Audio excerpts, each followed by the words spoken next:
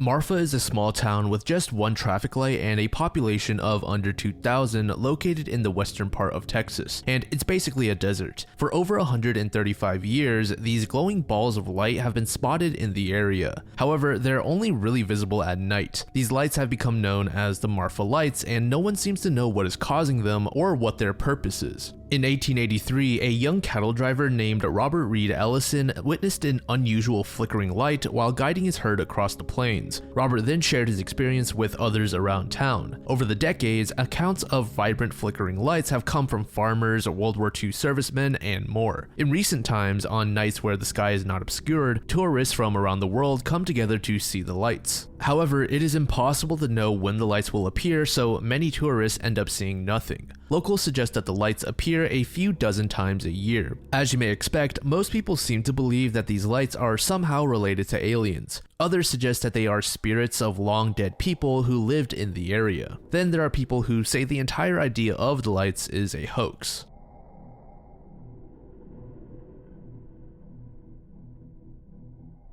This next entry takes us to 2008 in Quebec, Canada. Marilyn Bergeron was 24 years old at the time and had gone out on a walk that she never returned from. Marilyn was born on December 21st, 1983, and from a young age, she had taken an interest in music. Marilyn also enjoyed learning languages. Being fluent in English and French, she was also able to communicate in Russian, Spanish, and a couple of other languages to a lower degree. Her parents described her as an outgoing young woman, but she did have a knack to be reckless, engaging in some questionable activities at times. But nevertheless, they still loved their daughter, so Marilyn always had their support. Marilyn's brazen personality became a bigger issue when she started hanging out with a particular group of friends that her family described as a bad influence. In 2005, Marilyn moved to Montreal, where she found work in a small local music shop. During her stay in Montreal, she would occasionally head back home to her parents, then back to Montreal. But during one of these return trips, Marilyn's parents shared that Marilyn didn't seem like her usual self. And one day, Marilyn sat her parents down and told them that she feared for her life and she was not in a safe position. When her parents tried to pry for more information, Marilyn refused to elaborate. One of her family members was quoted saying, "We tried to get her to talk, but she wouldn't. She would just cry." But Marilyn did say that she never wanted to return to Montreal ever again. Her family instantly suspected that whatever situation Marilyn had found herself in, it involved either illegal substances or money. Her worried mother continued asking questions, wanting to help.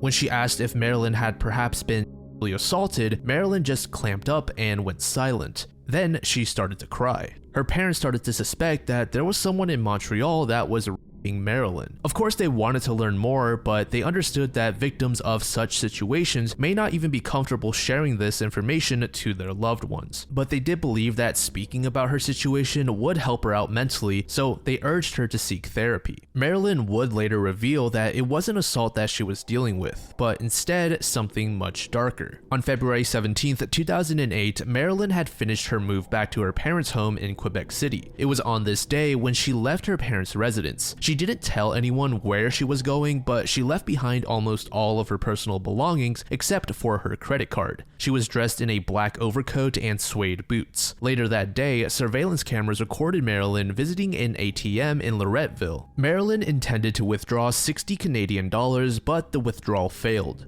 The footage captured by cameras also showed her nervously glancing over her shoulder multiple times. Hours later, around 4 p.m., she was seen at Cafe Depot in St. Romuald, where she bought a cup of coffee with her credit card. Witnesses described her as appearing depressed and anxious to leave the cafe quickly. This would mark the last time Marilyn Bergeron was ever seen. Towards the end of the day, Marilyn's family noticed that she had never returned home. This greatly worried them because of the way she had been acting ever since returning from Montreal. They contacted authorities who were able to retrace Marilyn's steps that day. The police initially treated Marilyn's disappearance as a possible or voluntary disappearance. However, her family strongly believed she had met her end with foul play, due to her recent fear and abrupt departure from Montreal. The police also deemed the ATM security footage as too distressing to share with Marilyn's parents. When they did eventually see it though, her mother noted that Marilyn appeared quote-unquote helpless. It was mentioned that Marilyn could have walked the 25 kilometers between her home and the cafe, but her family believes that she likely got a ride. And this thought was mainly fueled by those instances in the footage where it looked like Marilyn was looking at a particular vehicle nearby.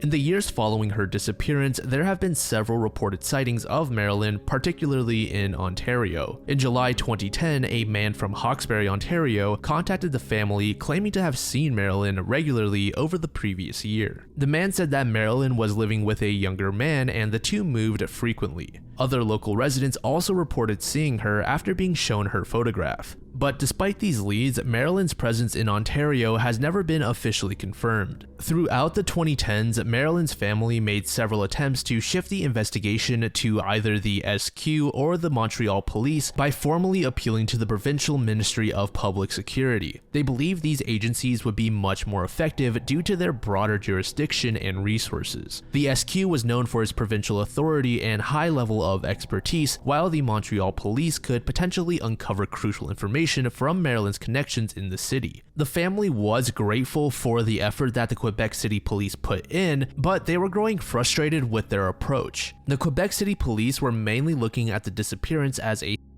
and didn't really explore other possibilities such as criminal involvement. But all the attempts the family made to get the case shifted were rejected. During a later news conference, Marilyn's family offered the public a 30,000 CAD reward for information that would lead to the discovery of Marilyn. One man named Jonathan Guater came forward with some insight on Marilyn's life before she had left Montreal. He shared that in late 2007, he noticed a significant change in her behavior. On December 10th, he visited her at her Montreal apartment before heading to a party. Jonathan was a bit worried when he saw Marilyn. She appeared somber, sitting alone in the dark and listening to music, which was a stark contrast to her typically cheerful and energetic self. At the party, Marilyn's mood seemed to lift somewhat, but after a conversation with another friend, she suddenly became anxious, almost as if something traumatic had just occurred. She quickly asked to leave and returned home. Back at her apartment, she just got worse. She was just non-stop crying. Her friends asked if something had happened, such as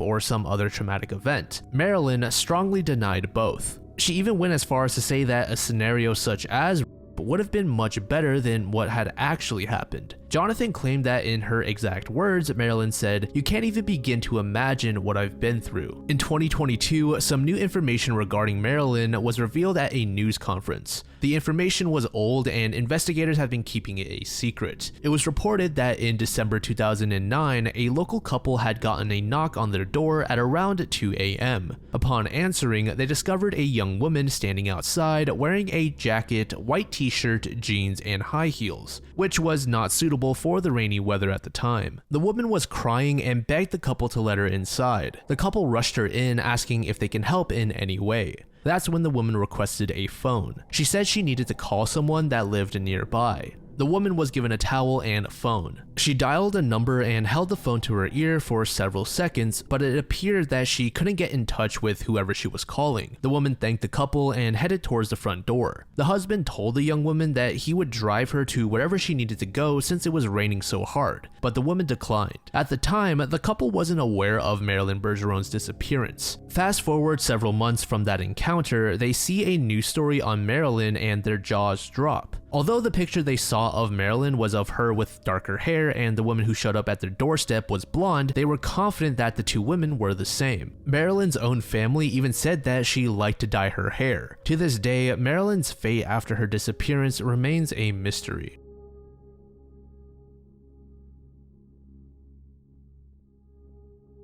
Over 2,500 years ago, Athens experienced one of the earliest recorded pandemics, now known as the Plague of Athens. This outbreak claimed the lives of an estimated 75,000 to 100,000 people, roughly a quarter of the population at the time. Despite extensive research and debate, the exact cause of the plague remains unknown. The plague occurred during a conflict with Sparta, which turned out to be a critical moment in Athenian history. As the war continued, Athenians, including refugees, sought shelter within the city's protective walls. This led to overcrowding, which combined with unsanitary conditions helped in rapidly spreading the disease. An ancient historian who survived the plague named Thucydides kept logs on how the disease grew. Initial symptoms included sudden headaches, inflammation of the eyes and throat, followed by sneezing, hoarseness, and severe coughing. As the illness advanced, victims experienced vomiting, widespread rashes, intense fever, restlessness, and unquenchable thirst. In its later stages, the plague caused diarrhea, blindness, and tissue necrosis. Survivors, although immune to reinfection, often suffered from severe memory loss. As you could imagine, this disease sent the population into turmoil. The disease was contagious, which led to widespread fear. In turn, people would leave those infected all alone and basically shun them, resulting in many dying all alone.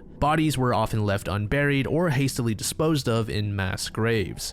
Through the centuries, historians and medical officials have debated long and hard on what exactly the disease was. This had led to many theories from experts who believe it could have been the bubonic plague, typhus, smallpox, or even measles. But of course, the list does not end there. Dr. Philip Makowiak, a contemporary medical historian, shared that it is very difficult to diagnose the disease due to how generalized the symptoms were by Thucydides. However, one detail is of particular interest. The presence of a rash has led some experts to consider epidemic typhus and smallpox as potential causes. Epidemic typhus, spread by lice, matches some of Thucydides' descriptions, but is unlikely to have caused a widespread pandemic in the warm climate. Smallpox also fits many of the characteristics, though the absence of certain key symptoms in historical accounts makes it so many are not so sure that it is the cause. Modern hypotheses have proposed that the plague could have been caused by a viral hemorrhagic fever similar to Ebola. Even Thucydides in his records said he believed the disease to have African origins.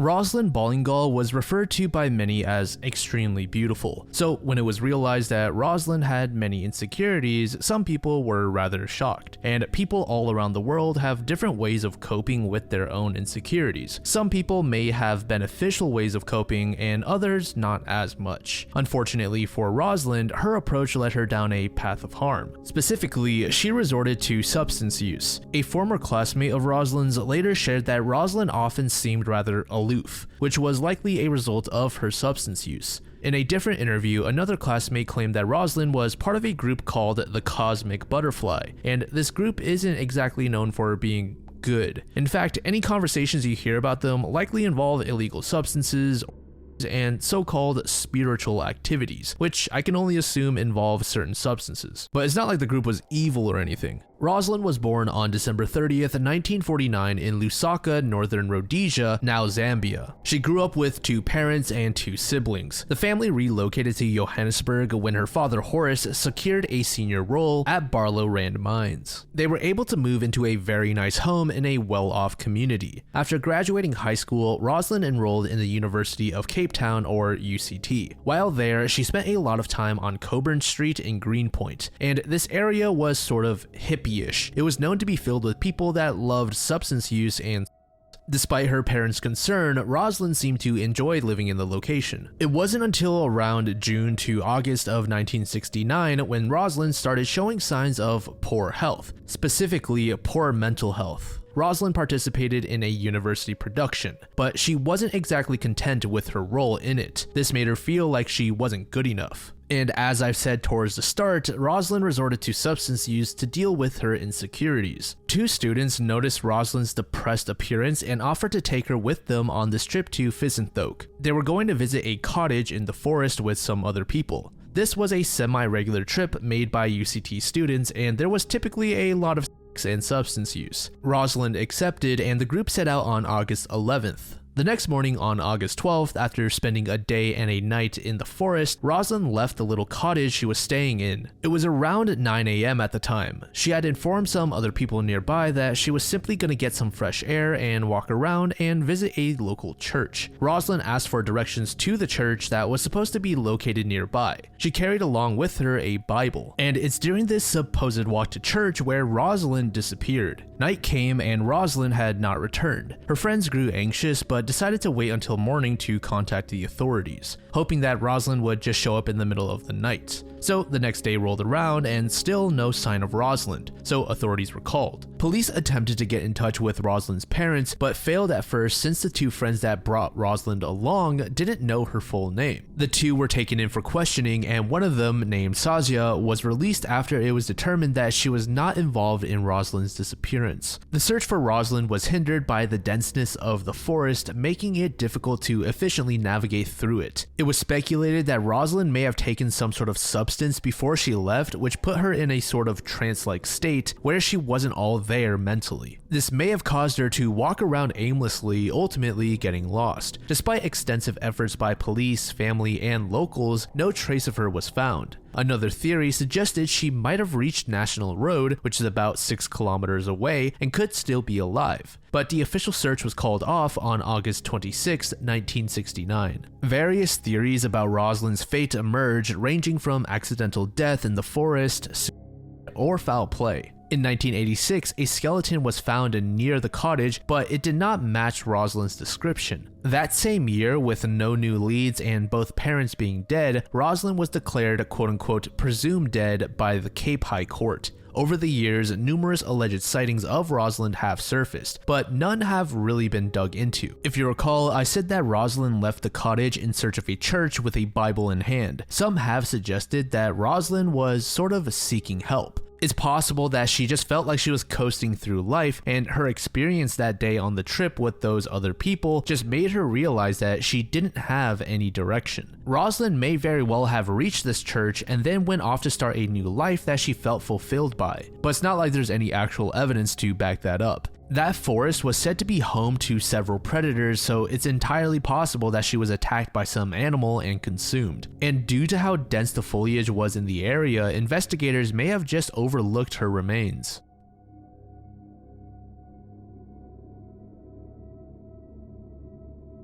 So this next entry is going to be extremely short. The link that the actual iceberg provided took me to a page that had no information on it, but after simply searching 1994 Queen's Jane Doe, I found several different possibilities as to what the entry was referring to. In case you aren't aware, there are way too many people that go unidentified to where many people share the same Jane or John Doe designation. So this entry could be referring to someone else. But the Jane Doe that I found was a young woman estimated to be in her mid to late teens who was found dead in Queens, New York in February of 1994. She was found wearing a leather jacket, blue jeans, a purple sweater, a scarf, and Aqua 8s, which were a particular type of Jordan brand sneaker. And aside from that, there really is no information about this Jane Doe.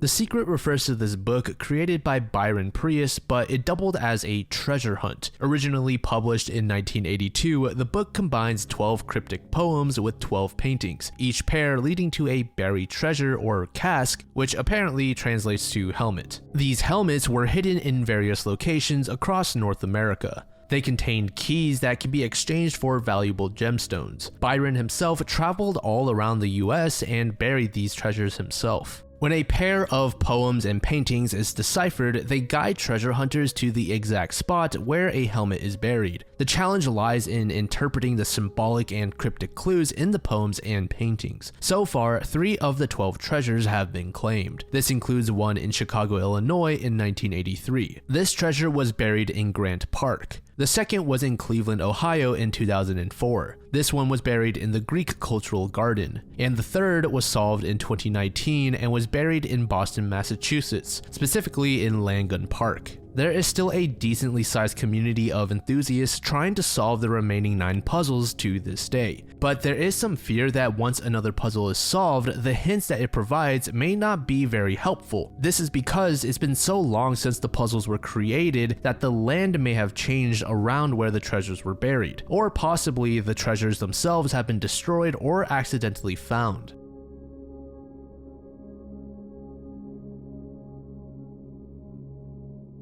On June 7th, 1992, 3 women vanished from Springfield, Missouri, leaving behind no signs of struggle and a trail of just weird clues. The women were Cheryl Levitt, her daughter Suzanne Susie Streeter, and Susie's friend Stacy McCall, now known as the Springfield Three. On the night of June 6, 1992, 19-year-old Susie Streeter and 18-year-old Stacy McCall attended several graduation parties. After deciding against staying at a friend's house, they went to Susie's home at 1717 East Delmar Street, where Susie lived with her mother, Cheryl Levitt. The young women arrived at the house safely in the early hours of June 7th, but by morning they had vanished without a trace. When friends and family arrived later that morning, they found the front door unlocked and the porch light shattered on the ground. But the inside of the house appeared totally normal. The women's purses were lined up on the staircase, their cars were parked outside, and the TV was still on. Cheryl's bed appeared to have been slept in, and there were no signs of a struggle. One peculiar detail was in Susie's room, where the blinds had been pulled apart. There was also the family dog, a Yorkshire Terrier, which showed signs of distress, but it didn't seem to have been hurt in any way. Unfortunately, the crime scene was not properly secured immediately, so it was deemed contaminated. Before the police were called, more than a dozen people had entered the house, potentially destroying key evidence. Nevertheless, officials were able to come to several possibilities. One theory posits that Cheryl, a cosmetologist who had recently started her own business, was the main target. However, investigators found no evidence of conflicts or enemies that might explain such an attack. Susie had connections with individuals involved in criminal activities, including her ex-boyfriend Dustin Rekla, who had been implicated in a grave robbing incident. Susie had provided a statement to the police about the crime, potentially making her a target for revenge. But Rekla and his associates were cleared of any involvement. Another theory suggests that the women were victims of a random abduction, possibly by a An FBI profiler suggested that a single individual with a gun could have easily subdued the three women without a struggle. A fourth theory involves a man named Robert Craig Cox. In 1997, Robert Craig Cox, a convicted kidnapper and suspect in a Florida murder, claimed to know that the women had been murdered and buried. Robert, who was in Springfield at the time of the disappearances, initially had an alibi from his girlfriend. However, she later took back her statement. Despite his claims, no concrete evidence has linked him to the crime, and Robert has not provided any verifiable information. As the decades passed, several interesting leads and tips came about, one of which involved the show America's Most Wanted. A tip received via the show's hotline in 1992 suggested the caller had crucial information about the abductions. Unfortunately, the call was disconnected before details could be communicated, and the caller never reached out again. They also were never tracked down. There were also numerous reports from pedestrians stating that they came across weird lumps in areas such as parking garages and forests that they suspect might be graves. However, all of these particular leads have been debunked. To this day, the case remains unresolved.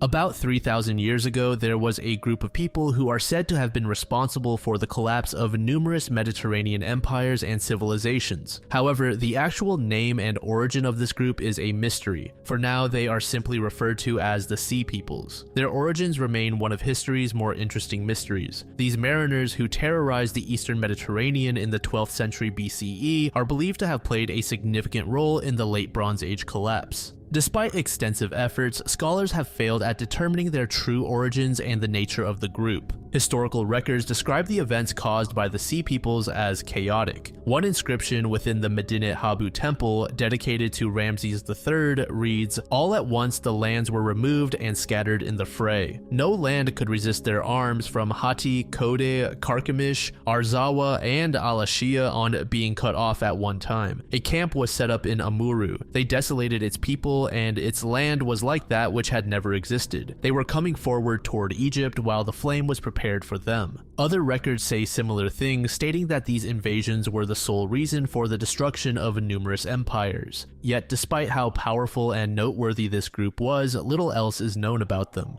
Hints from historical texts propose the possibility that the Sea Peoples have northern origins. Some inscriptions indicate that the Sea Peoples came from the northern seas. The Medinet Habu have provided a decently sized list of tribes that may be tied to the Sea Peoples, but even these tribes have little information documented on them. Modern historians have proposed various theories. Some argue that the Egyptians likely knew the Sea Peoples' origins but did not see the need to document it, assuming it was common knowledge. Gaston Maspero suggested that the Sea Peoples were part of a massive migratory wave driven by environmental changes and famine. The stress brought along with such change forced this group to be more brazen with their approach and seek new locations to thrive in. This sparked another theory saying that it may be possible that the Sea Peoples were some sort of raider group or band of pirates.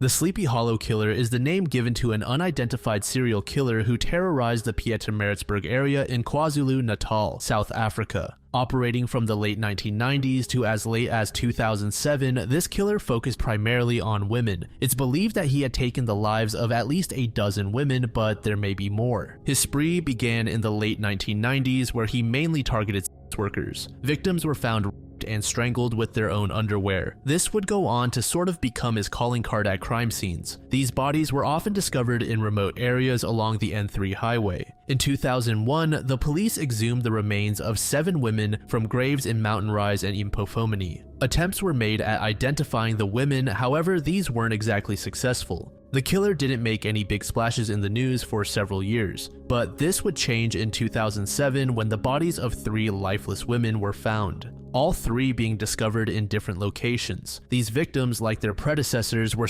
assaulted and had been strangled with their underwear. However, these bodies were also severely burned post-mortem, adding an entirely new element to the case. In response to this fresh series of killings, a special task force was formed under the leadership of Senior Superintendent Gops Govender. This team was tasked with investigating the murders, examining the evidence, and identifying any connections between the earlier and more recent crimes. Their goal was to finally bring the Sleepy Hollow Killer to justice and lock him up behind bars. In 2008, police arrested a 32-year-old man in Impofomini for the murder of a woman near Howick. Her body was found in a forest with signs that supported the idea that the culprit may have been the Sleepy Hollow Killer. Despite initial suspicions, the police later stated that there was no conclusive evidence linking this suspect to the Sleepy Hollow murders, leaving the case unresolved and the true identity of the killer unknown.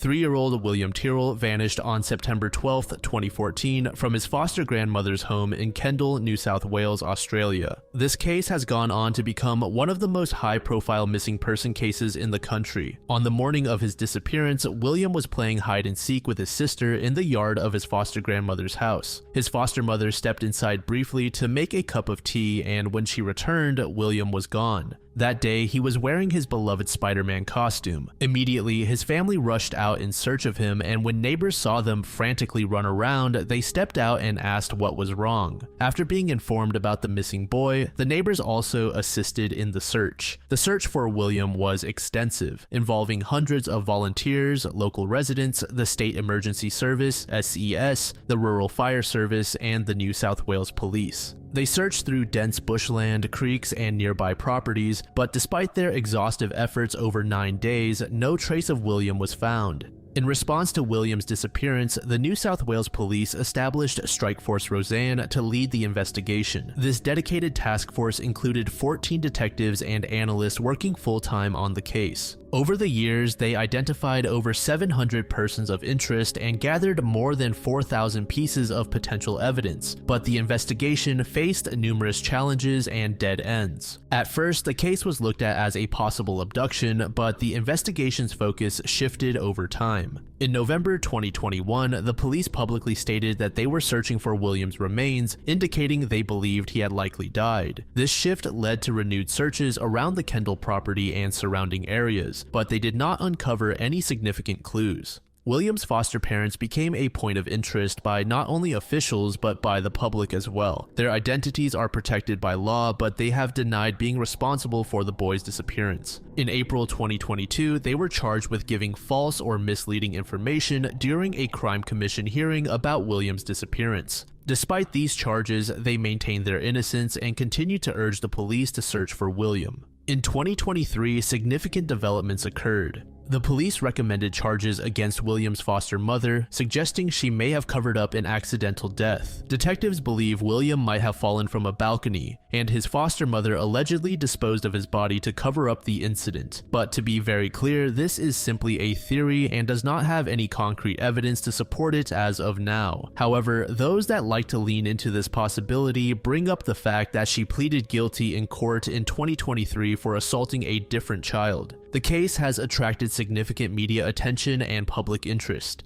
Various theories and suspects have been proposed and investigated over the years. For example, convicted sex offender Frank Abbott was a focus of the investigation for a time, with several witnesses claiming he had knowledge about William's disappearance. However, no conclusive evidence has linked him or anyone else to the case. As of right now, the whereabouts of William, his status, and who was responsible are all unknown.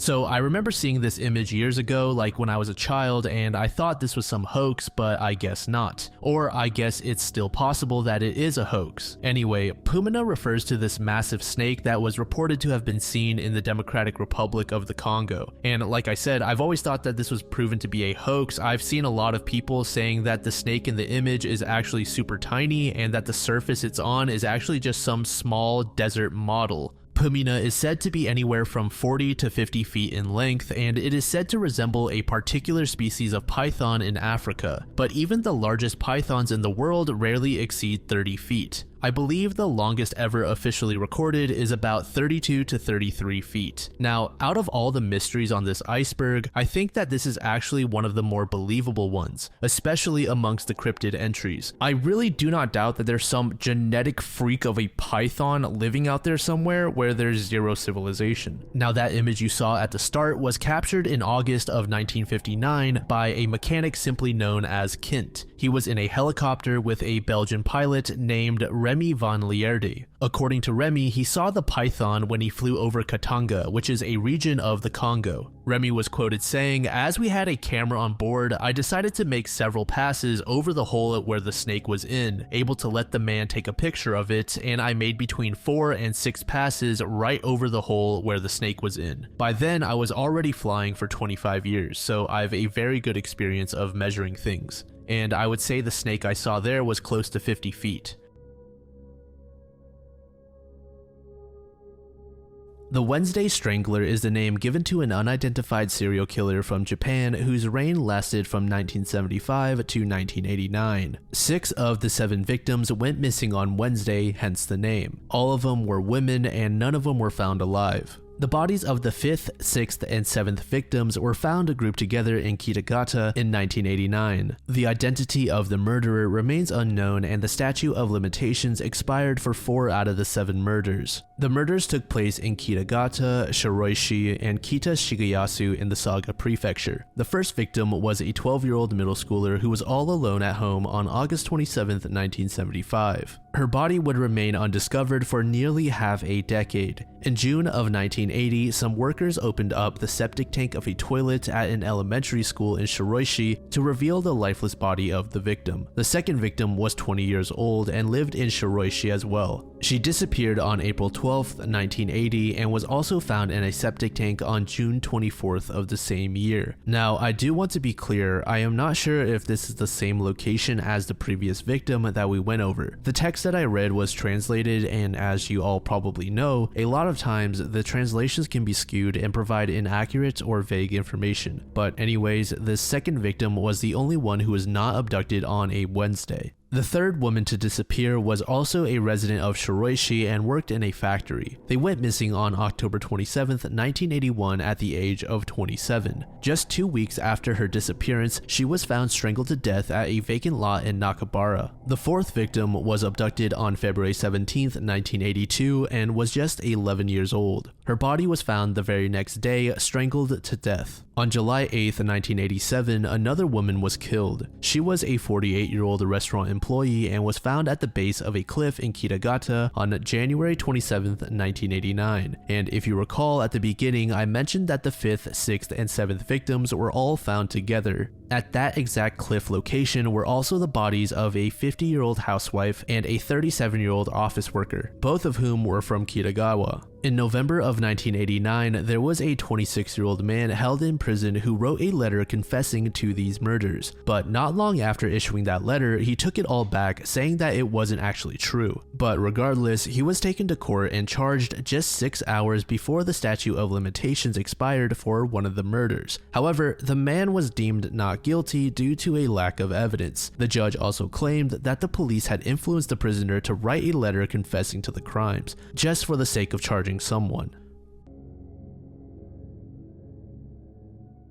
It was February 2nd, 2009, when a woman named Christine Ross was walking her dog in West Mesa in the Albuquerque area. As they were walking, her dog eventually started showing signs of agitation and barked in a certain direction. Christine allowed her dog to lead her, and that's when it brought back a bone that looked almost like a human femur. That's because it was a human femur. Christine took a picture of it and sent it to her sister, who was a nurse. She told Christine that she needed to call the police immediately. Police investigated the area, and over the following month, they discovered additional remains. Initially, they thought that they had the remains of 13 different victims, but this was later reduced to 11. The victims were all women or girls, with the youngest two being 15 years. And most, if not all of them, were of Hispanic descent. They all went missing around 2003 to 2004. Monica Candelaria went missing in May 2003. Doreen Marquez in October 2003, and the following victims went missing in 2004. Veronica Romero in February, 15-year-old Jamie Barella and cousin Evelyn Salazar in March, Solania Edwards in May, Virginia Cloven in June, Cinnamon Elks in July, Julie Nito in August, pregnant Michelle Valdez in September, and then Victoria Chavez. However, it isn't exactly known when she went missing in 2004. In 2005, a detective investigating one of these cases named Ida Lopez began to notice similarities and linked several missing persons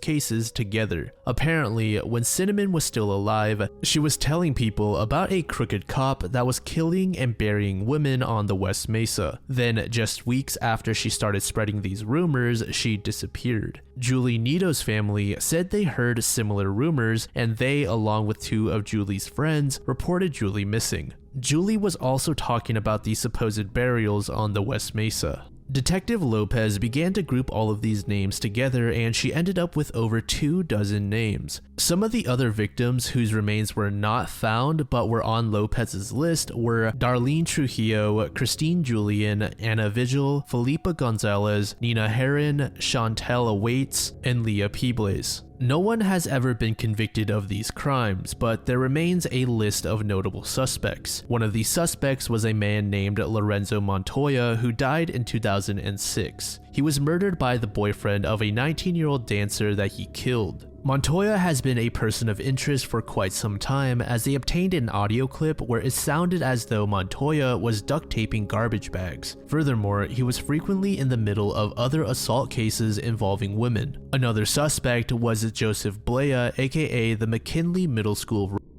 Most investigators paid Joseph no mind in regards to the case of the bones, but his DNA was discovered on some clothing found with them. He was also known for stalking escorts in the night and taking advantage of them. He is currently in prison serving a 90-year sentence and refuses to speak on the West Mesa case.